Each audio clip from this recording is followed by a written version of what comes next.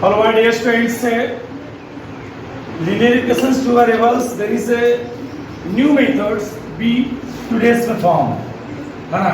A very specific method. ये new method नहीं कर सकते हैं, इसको हम इस तरह से बता सकते हैं. This is very specific method, है ना. वेरी इंपॉर्टेंट वीवीआई मेथड ये है ना. इससे अगर आपके एग्जाम में अगर आपको एग्जामिनर से अगर क्रॉस मल्टीप्लिकेशन मेथड्स के द्वारा अगर बनाने के लिए दे दिया जाता है तो बहुत परेशानी होता है ना. तो यहाँ पे आज हम लोग देखेंगे in linear equation in two method. मैं दो मेथड्स को substitution method and elimination methods को मैं ड्राइव कर चुका हूँ पिछले क्लासेस में, है ना. तो आज हम इसको एक लॉन्ग फॉर्म मेथड था, इस वजह से इसको स्पेशल हम इसको क्रिएट किए हैं और वेरी वीवीआई है. इस मेथड्स के द्वारा बनाने के लिए बच्चे बहुत ही परेशान हो जाते हैं. और दूसरी बात है कि this is very easy method, है ना. ये बहुत ही आसान method, very easy method, fact method, है ना. चलिए हम लोग देखते हैं क्या हमारा the system of two linear equation, है ना. हमें दो लीनियर इक्वेशन दिया हुआ रहेगा, है ना.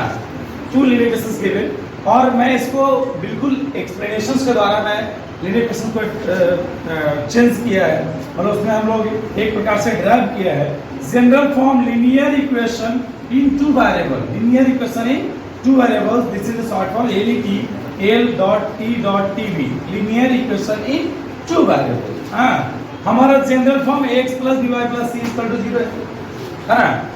Where ABC are real number, जो मैंने पहले पढ़ चुका उसको मैं एक बार फिर से एक्सप्लेन किया हो. इस पर से हमारा मेथड ऑफ क्रॉस मल्टीप्लिकेशन थोड़ा सा लार्ज हो रहा है. मैं उसको क्योंकि ये मेरा लास्ट मेथड है, इस वजह से सोच रहा हूँ कि पहले का भी जो पार्ट्स है इक्वेशन जनरल फॉर्म उसको एक्सप्रेस कर दें. कैसे हम लोग यहाँ पे हम जीरो से हमारा जो लेवल है 0 टू टॉप लेवल हम करना चाह रहे हैं. 0 लेवल से टॉप लेवल, क्योंकि मेरा लास्ट मेथड है तो क्यों ना हम 0 लेवल से एक बार स्टडी कर लें. ठीक है. तो but a is not equal to 0 तो मैं मेरा एक कैटेगरी है लीनियर इक्वेशंस का. ये देखिए जनरल फॉर्म हो x plus y plus c equal to 0, है ना. तो यहाँ पे क्या हो गया a में इससे दो एक लाइन L1 और दूसरा लाइन L2, है ना.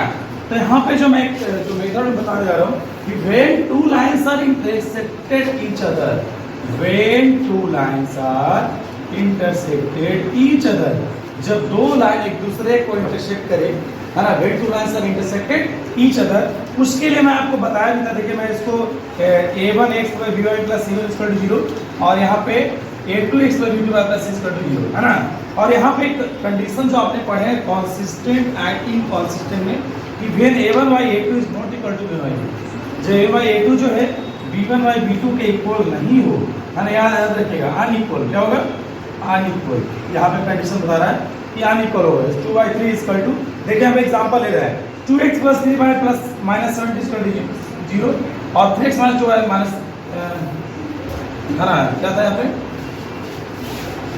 3x माइनस 2y खैर जो भी है. यहाँ पे क्या हो गया, यहाँ पे समझिएगा 2 अपॉन व्हाट इज 3 और ये क्या हो गया 3 अपॉन 2. ये देखिए यहाँ पे इक्वल नहीं हो गया, है ना. तो यहाँ पे एग्जांपल जो मैं लिया है इस तरह से सेट किया है. देखिए एग्जांपल यहाँ और यहाँ पे एक एग्जांपल है. ठीक है, दो इक्वेशंस का. ठीक है. तो यहाँ पे मैं कंडीशन बता रही हूँ. तो इस तरह के अगर आपको सोल्व करना है तो क्रॉस मल्टीप्लिकेशन द्वारा, है ना.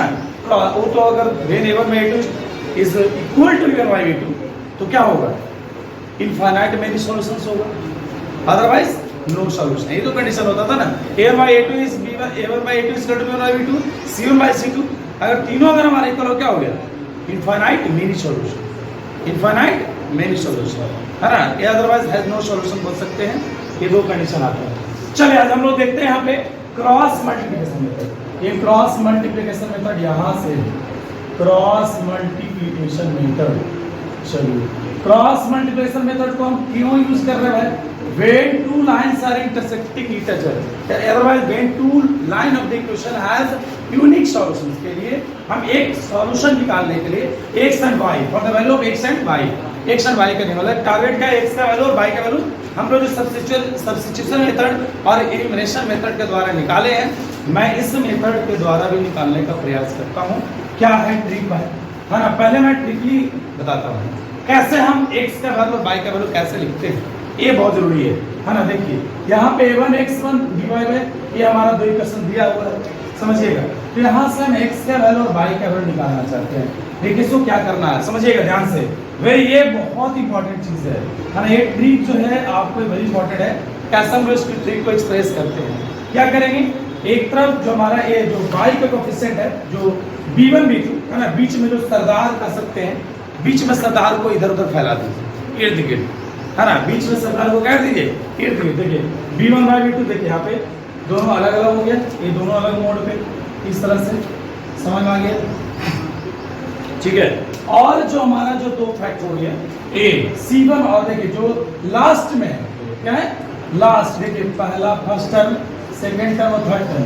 तो सेकेंड टर्म मतलब बीच में जो सरदार है उसको इधर उधर फैला दीजिए, मतलब इधर x को इधर और 1 को इधर, है ना, यहाँ देख रहे होंगे, है ना। फिर क्या करेंगे हम लोग, जो है ना, मतलब दोनों लेफ्ट राइट में है, यहाँ देखिए दोनों को लेफ्ट राइट में है, इस तरह से उसको हम अंदर ले आएंगे। कैसे ले आएंगे, c1 c2 को आप इधर पहले लिखो, क्योंकि हम लोग जानते हैं कि a1 b2 मल्टीप्लाई करेंगे, यहाँ पे इनफाइनाइट सॉल्यूशन है, यहाँ बेसिक क्वांटिटी है ना। तो हमको जो है इस तरह से a1 क्योंकि यहाँ b1, यहाँ भी b1 b2, यहाँ भी लिख सकते हैं, ध्यान से समझिएगा, मैं इंपॉर्टेंट चीज बता रहा हूँ, a1 a2 को यहाँ भी लिख सकते हैं और इसको भी यहाँ लिख सकते हैं, कोई कंफ्यूजन नहीं होना चाहिए, समझ रहा है। क्योंकि देखिए यहाँ a1 a2 रखेंगे, a1 a2 कितने हमें कितना हो, दोनों तरफ b1 b2 है ना, यहाँ पे हम जो बता रहे थे। चलिए ये हो गया, एक्सप्रेस कर दिए।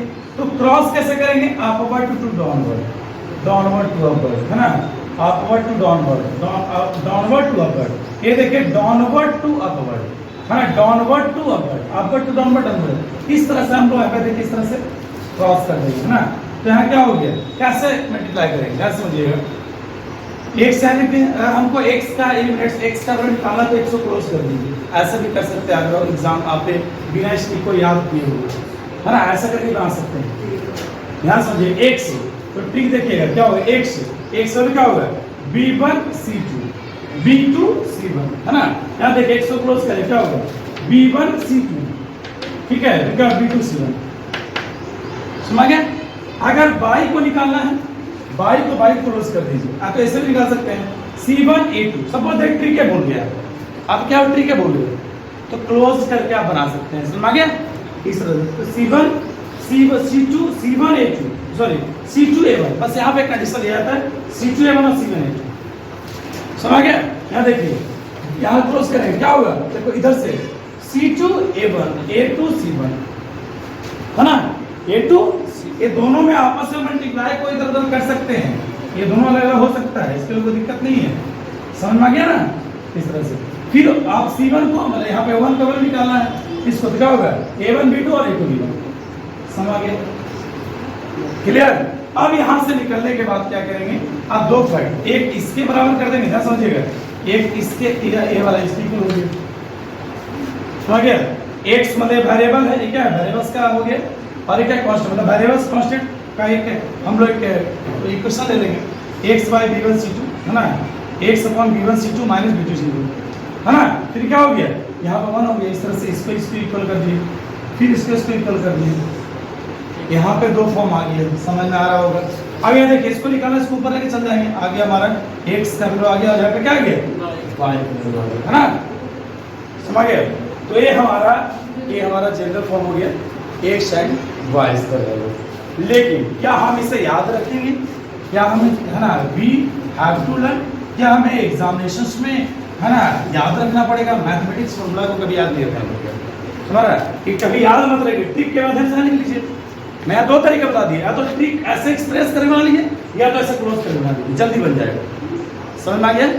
आप ये बहुत अच्छा तरीका है, क्लोज कर लीजिए तुरंत बन जाएगा। आपको एक मेथड नहीं बनाने के लिए बोले, मेथड का आंसर लाइए, है ना। एक क्वेश्चन को आप बिल्कुल आप हाफ 1/4 ऑफ पेज में बना सकते हैं बाय क्रॉस मल्टीप्लिकेशन। 1/4 पेज में, एक पेज का चौथाई भाग में आप क्रॉस मल्टीप्लिकेशन मेथड द्वारा बना सकते हैं। एलिमिनेशन मेथड द्वारा हाफ पेज में, और सब्स्टिट्यूशन मेथड कहते हैं एक पेज में तुम्हारा। तो substitution method is long form, है ना, that is simple to in comparison of cross multiplication method as well as elimination method. चलिए एक एग्जांपल्स हम यहाँ पे एक इलस्ट्रेशंस को देखते हैं, इसको बनाने का प्रयास करते हैं। Show the system of equation 2x + 5y और 2x + 3y = 3, है ना। इस तरह से क्वेश्चन दिया हुआ है, क्या करेंगे, सबसे पहले जनरल फॉर्म में इसको एक्सप्रेस करेंगे इस तरह से, है ना। और यहाँ बस ट्रिक को अप्लाई करेंगे, है ना। ये देखिए एक और भी तरीका है जो हम बना सकते हैं कि देखिए x y 1, है ना।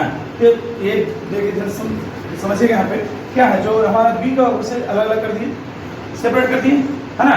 उसके बाद जो कांस्टेंट है ना, -1 -3, और इसको किधर भी रखे कोई दिक्कत नहीं है, समझ आ गया। तो ये समझ आ गया। उसके बाद क्या होगा, यहाँ देखिए मैं इसको यहाँ पे एक्सप्रेस किया हुआ स्क्वायर्स को, है ना, जगह की वजह से। यहाँ क्या होगा 5 × -3, और यहाँ पे आप इसको कोरिलेट करके देख सकते हैं, आप आसानी से इतना कर सकते हैं स्टैंडर्ड 10 का स्टूडेंट, समझ गए। यहाँ से आप यहाँ पे x1, अब फिर क्या हो गया, इसके इक्वल हो गया, इसके इक्वल हो गया, यहाँ से समझ गया, है ना। चलिए तो आप लोग इसको इसके अनुसार अपना एक्सरसाइज बना के लाइए।